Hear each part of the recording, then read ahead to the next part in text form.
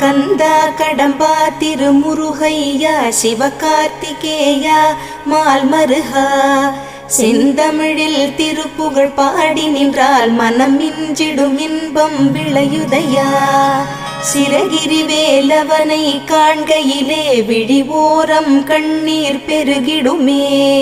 கந்த சஷ்டி கவச்சம் போதுவோர்க்கு கந்தன் கருணை என்றும் துணை வருமே. பங்குனி உத்திர நாளினிலே உனை நினைந்தே காவடி சுமந்து வந்தோம். புன்னகை புரியும் ஷண்முகனே உன் சன்னதி தேடி ஓடி வந்தோம். உன் பதம் பணிவது என் தவமே, என் மனதில் நிறைந்திடும் உன் முகமே.